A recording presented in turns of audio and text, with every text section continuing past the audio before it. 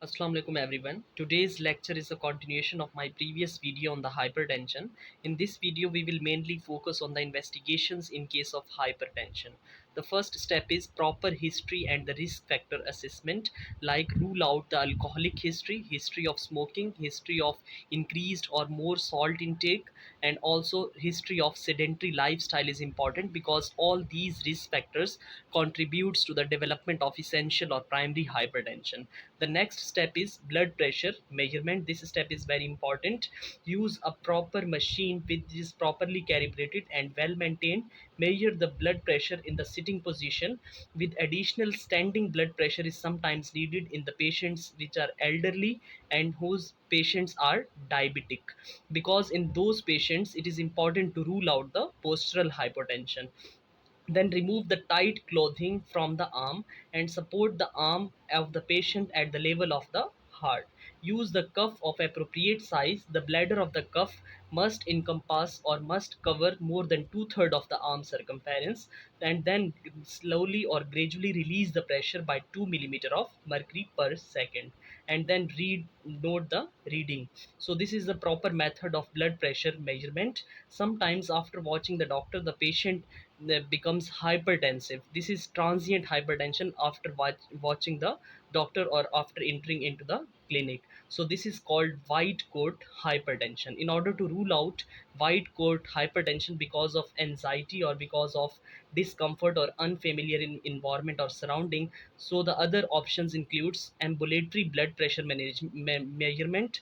This ambulatory blood pressure measurement is basically 24 hours or prolonged blood pressure measurement, and then home blood pressure monitoring. So in these patients, patient is in these two conditions, patient is very comfortable as compared to blood pressure measurement in the OPD or in the clinic.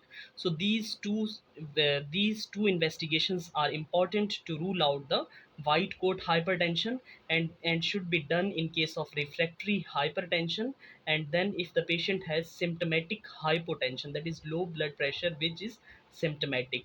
And the next investigations are laboratory investigations. The first step is urine analysis. This urine analysis is very important to check the proteins, to check the blood, and also to check the glucose in the urine, because in the polycystic kidney diseases there is hematuria, and also some parenchymal diseases there is a loss of protein from the kidney, which are basically the secondary causes.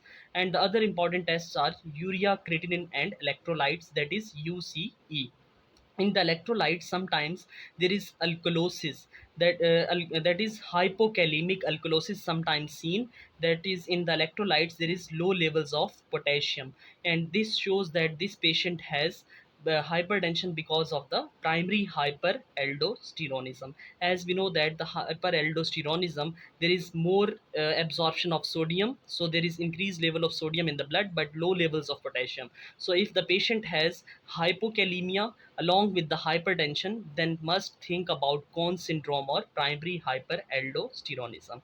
The other important investigation is blood glucose levels to rule out the diabetes mellitus, and also to rule out the hyperglycemia in case of Cushing syndrome, because in the diabetes mellitus as well there is dyslipidemia, which is a risk factor for the development of hypertension. Lipid profile is also very important, because in the lipid profile mostly there is increased LDL levels and increased cholesterol levels can be seen in the patients of hypertension. Thyroid profile is also important step of investigation, because as we have discussed previously that in case of hyperthyroidism there is systolic hypertension, and in case of hypothyroidism there is diastolic hypertension. So thyroid profile is also important, and 12 lead ECG should be done in these patients to check the cardiovascular risk, to check the left ventricular hypertrophy, and to rule out the coronary artery diseases. And the important next investigation is fundoscopy to rule out or to exclude the hypertensive retinopathy. After excluding all the risk factors by the history and proper examination, then additional investigations sometimes needed. If the age of the patient is less than 40 years and the hypertension is resistant, then it is important to rule out the secondary causes of the hypertension. Up till now we have discussed the investigations which should be done in every patient, but now come to the spatial investigations which are very important to rule out the secondary causes of the hypertension. We have discussed the secondary causes of hypertension hypertension in previous video. So, in the first important secondary cause is renal parenchymal disease. In the renal parenchymal disease, patient has the history of urinary tract infection with hematuria, means microscopic or macroscopically RBCs in the urine, and the history of non-steroidal anti-inflammatory drugs intake or overdose, and also may have the patient has a history of family history of the polycystic kidney diseases. So this is the history in the renal parenchymal disease. On the physical examination, there is sometimes abdominal mass can be palpated, and there is diffused or dull pain in the loin region or in the flank because of the polycystic kidney diseases. Lab investigation shows proteins, erythrocytes in the urine, and also reduced glomerular filtration rate in case of renal parenchymal disease. And the first line of investigation in case of renal parenchymal disease is ultrasound of the kidneys. Initial or the additional tests are workup for whole renal disease. The next secondary cause is renal artery stenosis. In this case, patient has a history of abrupt or sudden onset of the development of hypertension, which is worsening, and it is very difficult to treat this hypertension. And on physical examination, doctor heard the abdominal bruit by the stethoscope in renal artery stenosis. On the lab's investigation, there is a difference in the size of 1 point more than 1.5 centimeter in the length of both the kidneys in the ultrasound of kidney, and the first line investigation in this case is renal doppler ultrasound. As we know that in most of the arterial or venous diseases, doppler ultrasound is the investigation of choice. Additional tests for renal artery stenosis are magnetic resonance angiography or spiral CT scan. The next important secondary cause is primary hyperaldosteronism. As we have discussed previously, in this case there are high levels of the aldosterone, which causes the absorption of sodium and loss of potassium and also loss of H positive ion. So in these patients there is hypokalemic alkalosis. Due to electrolyte disbalance, there is muscle weakness in these patients, and also family history of the early age development of hypertension, cerebrovascular events in these patients, and the age of the patient is less than 40 years. Due to severe electrolyte disbalance or severe hypokalemia, the doctor sometimes check the arrhythmias in these patients. And in the laboratory investigations, there may be a hypokalemia, that is low levels of potassium in the blood.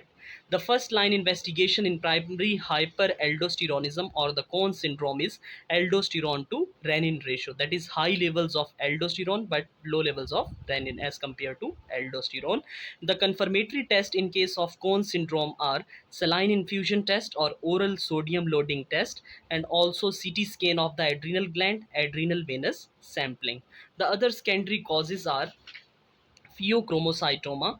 In this case, patient has a history of paroxysmal hypertension attacks along with the headache, sweating and palpitations. All these features are because of excessive sympathetic discharge, that is high levels of epinephrine and norepinephrine. And on the examination, doctor can see cafe or late spots in sometimes, not in all the patients but in some patients, because neurofibromatosis has association with this pheochromocytoma.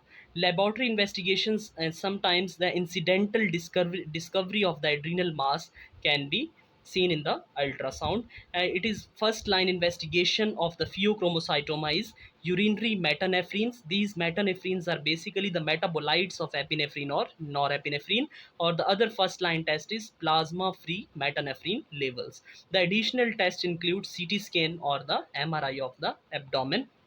The next secondary cause of the secondary hypertension is Cushing syndrome. In this case, the patient has a history of gain of weight, polyuria, and polydipsia. These two features are because of hyperglycemia in case of Cushing syndrome and psychological disturbance. And doctors see the central obesity, moon faces, and buffalo hump and stria. We have discussed all these features in the lectures on endocrinology in my previous videos.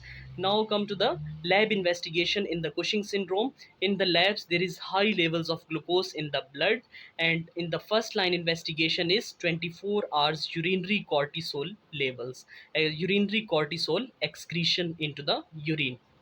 So this is the first line test for the Cushing syndrome, and the additional tests are dexamethasone suppression test. So this was whole about the investigations in case of hypertension.